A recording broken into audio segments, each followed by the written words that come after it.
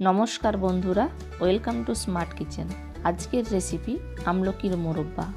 আমলকি পুষ্টিগুণে ভরা হলেও এটা অনেকে খেতে চান না এর কষাটে বা তেতো স্বাদের জন্য। কিন্তু আমার প্রসেসে যদি আমলকির মোরব্বা একবার বানিয়ে দেখেন এবং প্রতিটা স্টেপ ফলো করেন, তাহলে আমলকির কষাটে বা তেতো স্বাদ থাকবে না এবং খেতে ভীষণই টেস্টি হবে। চলুন টিপস সহ রেসিপিটি দেখে নিই এবং সম্পূর্ণ ভিডিওটি দেখবার অনুরোধ রইল। প্রথমে একটি বলে আমি 350 গ্রাম আমলকি নিয়েছি। আমলকিগুলো খুব ভালোভাবে ধুয়ে জলে ভিজিয়ে রেখেছি 1 ঘন্টার জন্য। এবার এই ধুয়ে রাখা আমলকিগুলো থেকে একটা একটা আমলকি নিয়ে কাঁটা চামচের সাহায্যে এগুলোকে ফুটো করে নেব। আমি স্টেপটা দেখিয়ে দিচ্ছি, আপনারা দেখে নিন। আপনারা কাঁটা চামচ বা টুথপিকের সাহায্যে এই কাজটি করতে পারেন, কিন্তু খুব সাবধানে কাঁটা চামচের সাহায্যে এই আমলকিটা খুব ভালোভাবে ফুটো করবেন। দেখুন আমি দেখিয়ে দিচ্ছি। এইভাবে সমস্ত আমলকিগুলো ফুটো করে নেব এবং সাথে সাথে জলে ভিজিয়ে রাখবো। তার জন্য আমি একটি প্লেটে পর্যাপ্ত পরিমাণে জল নিয়ে নিচ্ছি, আর জলটা রুম টেম্পারেচারে রাখা জল হলেই হবে। দেখুন একইভাবে আমি সমস্ত আমলকিগুলো ফুটো করে নিয়েছি এবং আমলকিগুলো সম্পূর্ণভাবে চারিদিক ফুটো করবেন। এবার আমলকিগুলো সেদ্ধ করে নেওয়ার জন্য একটি ফ্রাইং প্যানে দিচ্ছি 1.5 গ্লাস পরিমাণ জল।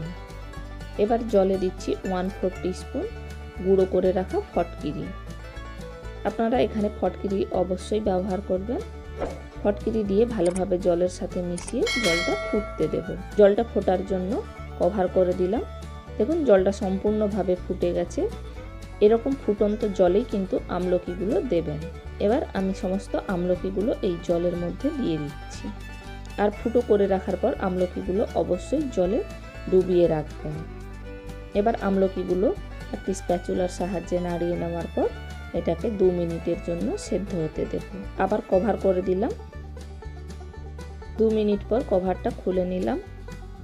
দেখুন আমলকির কালারটা কিন্তু অনেকটা চেঞ্জ হয়ে গেছে। আর আমলকিগুলো 2 মিনিটের বেশি কোনোভাবেই ফোটাবেন না। 2 মিনিট পর আমলকিগুলো একটি প্লেটে তুলে নিচ্ছি।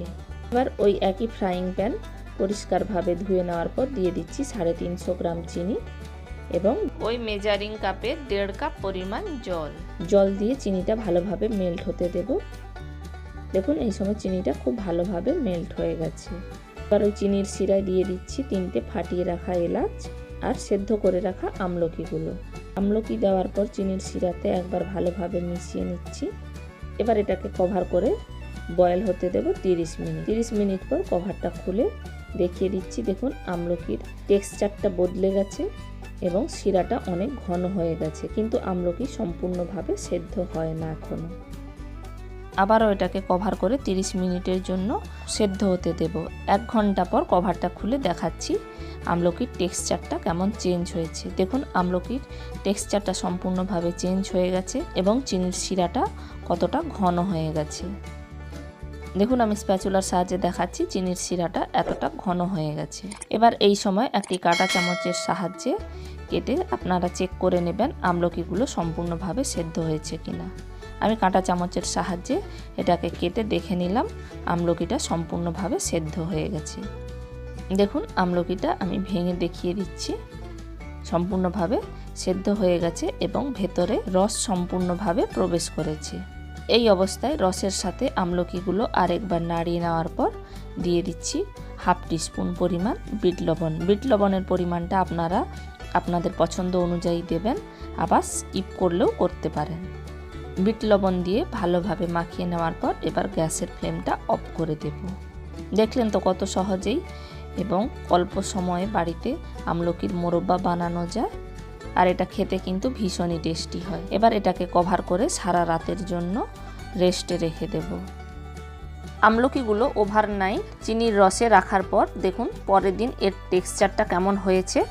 দেখতে পুরো গোলাপ জামের মতো এবং ভেতরে পুরো রসে ভর্তি।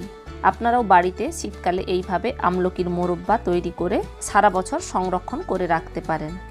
আর আপনাদের আমলকির মোরব্বাগুলো কেমন হয়েছে আমাকে অবশ্যই কমেন্ট বক্সে কমেন্ট করে জানাবেন। সম্পূর্ণ ভিডিওটি দেখবার জন্য ধন্যবাদ। ভালো থাকবেন, সুস্থ থাকবেন।